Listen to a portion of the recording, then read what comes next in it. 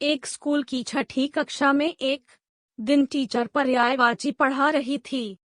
पानी के पर्यायवाची हैं नीर, जीवन और जल। सभी बच्चे एक साथ बोले। सुंदर के पर्यायवाची हैं रमणीय, मनोहर, खूबसूरत। सभी बच्चों ने कहा। वो संजय दत्त और उर्मिला वाली एक बच्चा फुसफुसाया। चुप, टीचर सुन लेंगी। दूसरा बोला। टीचर ने आगे पूछा, असुंदर के पर्यायवाची हैं कुरूप, भद्दा और। सभी बच्चे चुप हो गए। तभी एक कोने से आवाज आई, कोमल त्यागी। अचानक सभी की नजरें कोमल की ओर गई। उसे ऐसा लगा जैसे वह शर्म के कारण मर ही जाएगी। टीचर ने बच्चों को खूब डांटा, पर कोमल के लिए यह कोई नई बात नहीं थी। वह पढ़ने में काफी तेज थी। सबसे पहले अपना काम पूरा कर लेती थी। यहाँ तक कि उसके क्लास के बच्चे कभी कभी उसकी नोटबुक लेकर काम पूरा करते थे। वह भी सभी बातों को भुलाकर हमेशा सबकी मदद करती थी। लेकिन जब कभी ऐसा कुछ हो जाता था तो उसे बहुत दुख होता था। जब वह बहुत छोटी थी तब एक बार वह और उसकी माँ आग में फंस गए थे।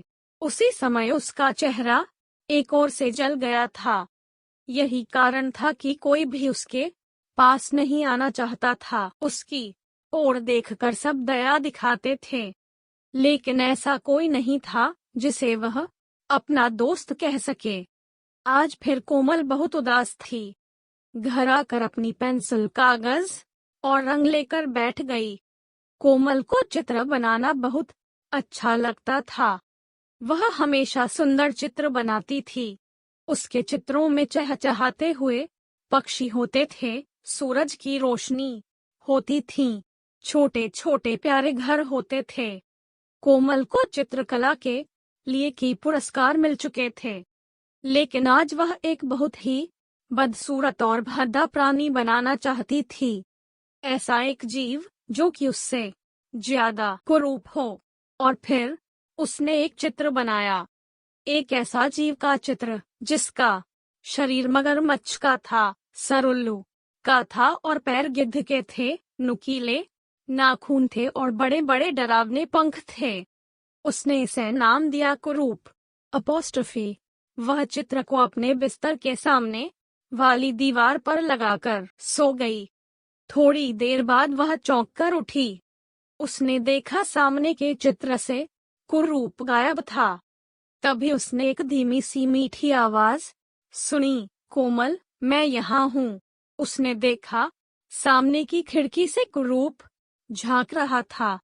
कोमल ने आश्चर्य से पूछा, तुम वहाँ क्या कर रहे हो? तुम्हें मुझको देखकर डर नहीं लगता? कुरूप ने पूछा। तब कोमल बोली, नहीं, मैं कैसे डर सकती हूँ?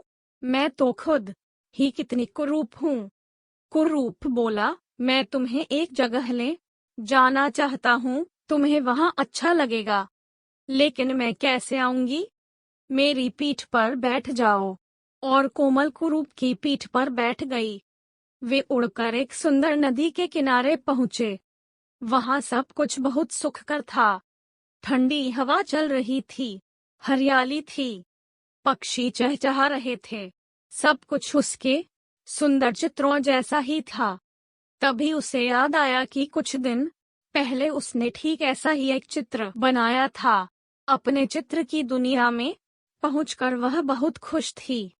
कुरूप ने उसे बताया, यह वह जगह है जहां केवल वे लोग ही आ सकते हैं जो मन से सुंदर हों, जो सबका भला चाहते हों और जिनके मन में हमेशा अच्छे विचार आते हों।